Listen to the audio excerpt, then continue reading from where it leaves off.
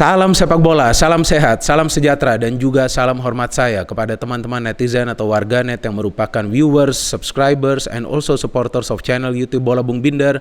Di konten terbaru hari ini teman-teman sudah jelas dan 1000% pasti saya ingin memberikan review dari dua pertandingan di Champions League. Yang pertama adalah pertandingan antara Benfica versus Liverpool yang berakhir untuk kemenangan Liverpool dengan skor 1-3. Yang kedua adalah pertandingan antara Chelsea versus Real Madrid yang berakhir untuk kemenangan Real Madrid dengan skor 1-3. Kita tahu bahwa musim ini tidak ada aturan gol tandang, artinya dengan berhasil mencetak 3 gol di kandang Benfica dan juga di kandang Chelsea bukan berarti Real Madrid dan juga Liverpool punya keuntungan besar dengan mencetak 3 gol tersebut.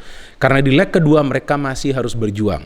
Artinya baik Benfica dan juga Chelsea masih punya peluang jika nanti mereka bisa mencetak minimal 2 gol tanpa kemasukan gol untuk minimal memaksa pertandingan leg kedua nanti itu dilanjutkan melalui babak extra time atau mungkin juga nanti melalui babak adu penalti agar bisa ditentukan pemenangnya. Ya bisa juga nanti jika Benfica mencetak 3 gol tanpa kemasukan gol, sama juga jika Chelsea mencetak 3 gol tanpa kemasukan gol, ya bisa juga nanti mereka yang lolos ke babak semifinal. Meskipun peluang Benfica dan juga Chelsea tipis, tapi mereka masih punya peluang teman-teman.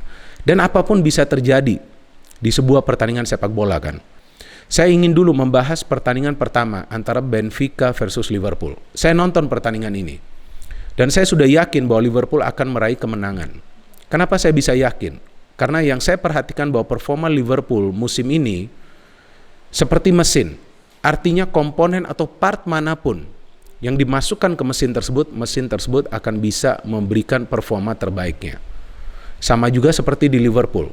Pemain manapun yang diturunkan oleh Jurgen Klopp musim ini bisa menjalankan tugasnya dan perannya secara baik. Contoh di pertandingan ini yang main Luis Diaz, Mane dan juga Salah. Kan bagus kombinasi permainan di antara 3 pemain ini. Dan meskipun Salah tidak mencetak gol, tapi Mane bisa mencetak gol, kemudian Luis Diaz bisa mencetak 1 gol, bisa memberikan 1 assist. Dan pemain-pemain yang berada di lini pertahanan bermain luar biasa solidnya.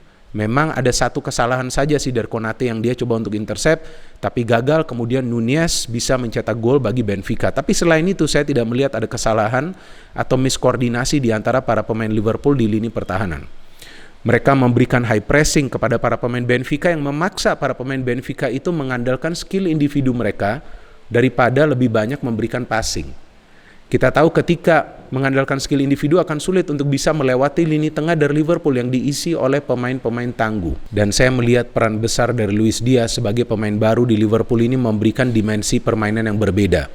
Apanya yang beda dari permainan Liverpool dengan Luis Diaz? Ya artinya Luis Diaz ini bisa memberikan umpan-umpan yang akurat ke lini depan, apakah itu kepada Salah ataupun ke Mane, dan dia juga bisa menciptakan peluang bagi dirinya, plus dia juga punya kemampuan bagus dalam urusan mencetak gol. Dan teman-teman lihat saja bagaimana peran dari Konate ini cukup solid dia dengan Virgil van Dijk di lini pertahanan. Nah tentu itu memudahkan Jurgen Klopp musim ini untuk melakukan rotasi, karena Liverpool musim ini punya skuad yang lebih dalam lagi, punya materi pemain yang lebih bagus lagi, sehingga Jurgen Klopp juga tidak akan sulit untuk melakukan rotasi di line up. Dan terbukti bahwa pembelian dari Jurgen Klopp sejauh ini lebih banyak yang sukses. Konate dan Luis Diaz, 2 pemain baru yang masuk di musim ini bisa memberikan kontribusi secara instan. Dan coba lihat saja proses gol dari Liverpool. It's a team goal. Jadi teamwork dari para pemain Liverpool ini bagus sekali. Mirip dengan Manchester City. Bedanya bahwa para pemain Manchester City biasanya lebih lama menguasai bola. Tapi para pemain Liverpool cepat memberikan passing satu sama lainnya, cepat bergerak, dan itu menyulitkan para pemain tim lawan untuk bisa memonitor pergerakan mereka. Gol pertama dari Konate dari corner luar biasa, positioning dari Konate, powerful header, dan peran dari 2 fullback Liverpool juga cukup bagus. Robertson memberikan umpan dari gol pertama, dan gol kedua ketika Mane mencetak gol, teman-teman coba lihat lagi proses gol tersebut. Trent yang memberikan long ball ke dalam kotak penalti, Luis Diaz mencari posisi, memberikan passing atau assist dengan kepalanya, dan Sadio Mane bisa mencetak gol. Liverpool unggul 0-2, mereka sudah tenang dan nyaman. Di babak kedua konsentrasi mereka sedikit menurun, sehingga Benfica bisa mencetak gol. Hampir saja Benfica menyamakan kedudukan ketika Everton mendapatkan peluang, tapi ya Alisson memang formnya lagi bagus-bagusnya musim ini.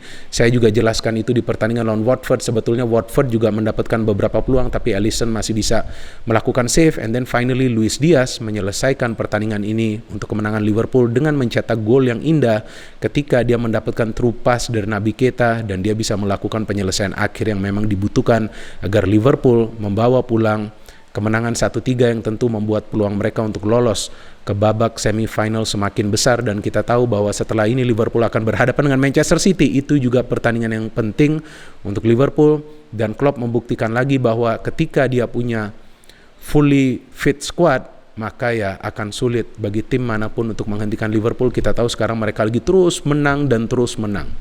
Ya, momentum untuk saat ini berada di pihak Liverpool dan terlihat secara permainan tidak ada faktor luck dalam kemenangan Liverpool. Salah seharusnya mencetak gol, Diaz juga seharusnya mencetak gol ya. Cuman memang ada masalah dari finishing juga dari Salah ya. Kita tahu setelah Mesir ini gagal untuk lolos ke Piala Dunia, ya sepertinya mungkin dia sedikit terganggu juga sehingga efeknya ke performa dari Salah. Tapi sekarang kita tahu Liverpool juga ada Diaz dan juga ada Jota, so well deserved win for Liverpool.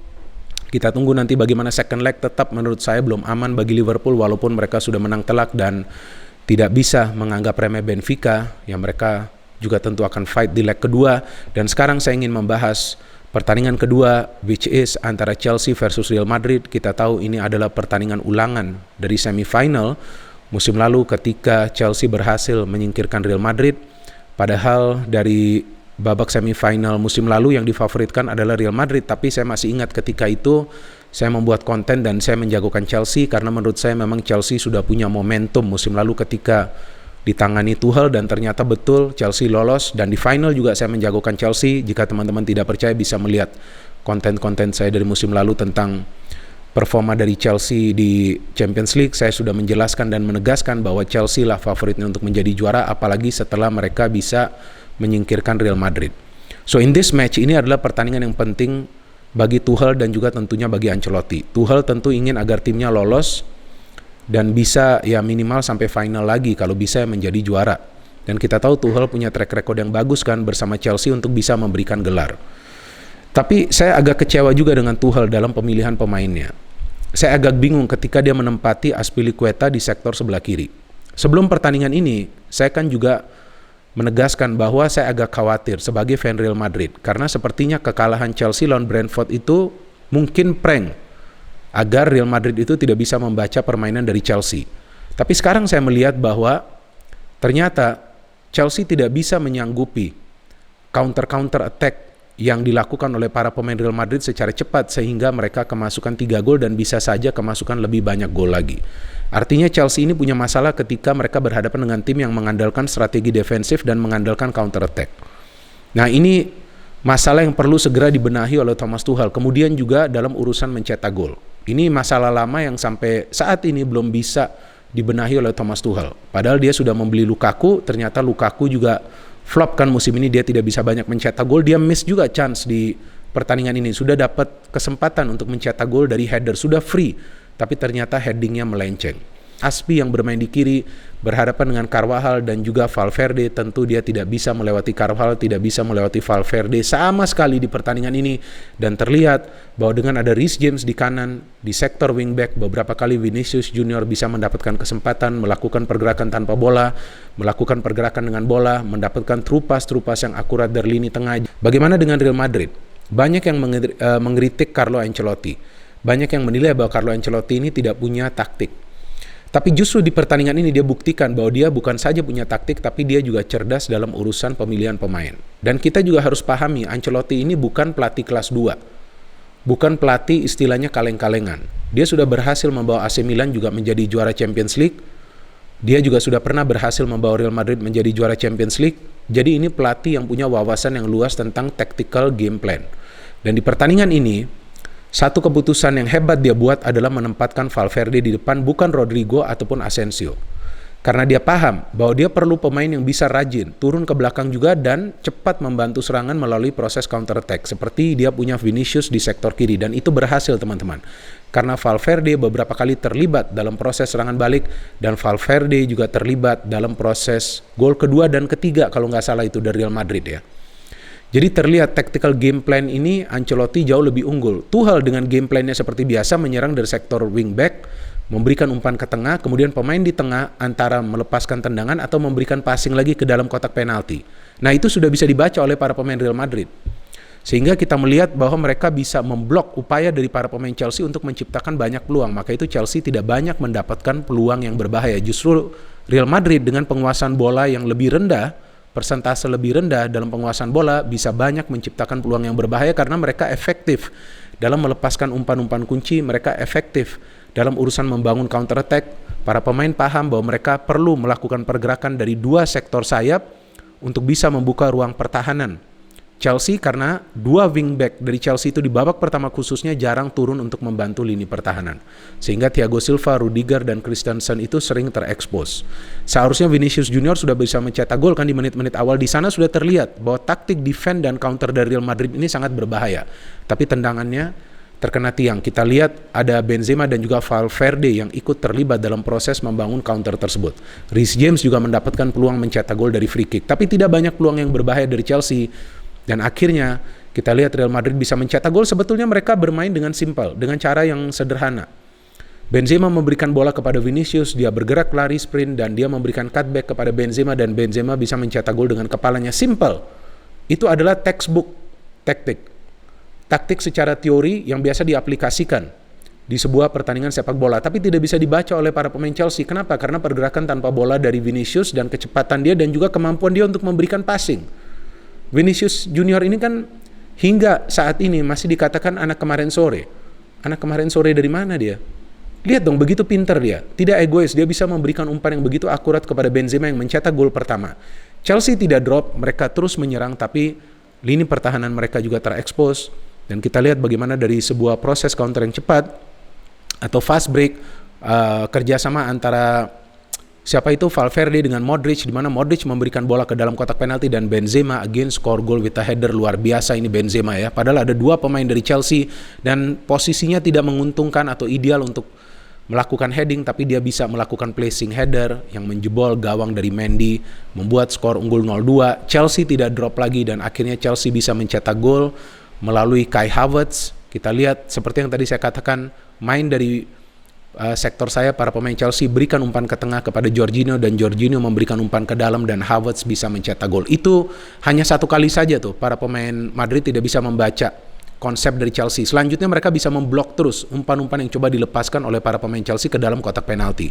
Memasuki babak kedua, saya kan siaran pertandingan ini dan saya ditanyakan oleh host Temi Rahardi yang siaran. Ini kira-kira apa yang perlu dilakukan Tuchel? Saya sudah jelaskan, ini yang perlu dilakukan pergantian pemain. Mungkin Ziyech bisa masuk karena dia punya umpan-umpan kunci yang bagus. Dia punya kemampuan memberikan umpan kunci tersebut. Dan Kovacic juga perlu masuk, dia perlu memberikan pressure di lini tengah, dia perlu bergerak dengan bola, dia perlu melepaskan tendangan-tendangan jarak jauh. Dan ternyata dua pemain ini yang masuk teman-teman. Dan ternyata babak kedua ini baru dimulai, baru beberapa detik ada long ball dari belakang yang kalau nggak salah itu Valverde yang menghalau bola dari belakang karena ada serangan dari Chelsea. Dan tidak ada bahaya sama sekali sebetulnya bagi pertahanan dari Chelsea. Mendy sayang sekali ketika dia kontrol bola, dia tidak melepaskan atau menghalau bola jauh ke depan, tidak menendang bola jauh ke depan, tapi dia memutuskan memberikan Rudiger yang mungkin Rudiger juga sedikit kaget. Dia tidak bisa kontrol bola dengan baik, direbut oleh Benzema dan Benzema mencetak gol ketiga untuk Real Madrid sekaligus mencetak hat-trick di pertandingan ini. Luar biasa, King Benzema, kembaran saya ya, catat itu. Senggol dong.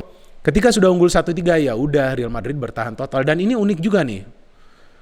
Mendy ini seperti dikariuskan ya oleh Benzema ya. Karena kita tahu sebelumnya Benzema juga pernah mengganggu Karius dan Karius melakukan blunder dan dia mencetak gol dan dia juga mengganggu Donnarumma.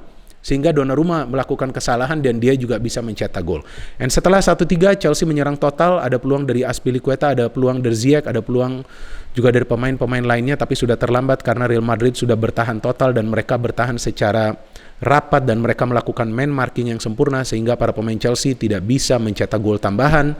Secara permainan sebetulnya Chelsea dominan, tapi secara taktik Real Madrid unggul. Ancelotti membuktikan bahwa dia juga bisa menerapkan taktik yang berbeda. Ketika bermain home, dia berani bermain terbuka, tapi ketika bermain away, dia akan bermain dengan taktik defensif, mengandalkan counter, dan kali ini taktik itu berjalan dengan sempurna dan Chelsea kalah di kandang sendiri dengan skor 1-3. Berarti dalam 2 pertandingan terakhir Chelsea kalah dengan skor telak di kandang mereka sendiri, sebelumnya kalah lawan Brentford. Saya yakin bahwa Tuchel akan melakukan perubahan untuk leg kedua, maka itu seperti yang tadi saya katakan, ini belum aman untuk Real Madrid.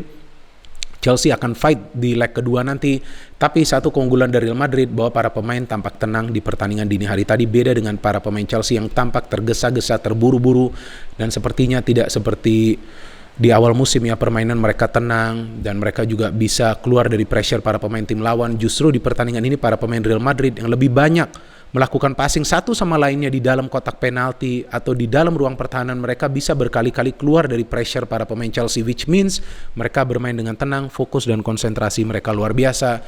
Ya namanya juga Raja Eropa kan, mereka sudah terbiasa dengan situasi seperti ini. Dan kita tunggu nanti leg kedua seperti apa, pasti akan sangat amat seru teman-teman. Hala Madrid, no hit, only football, salam sepak bola.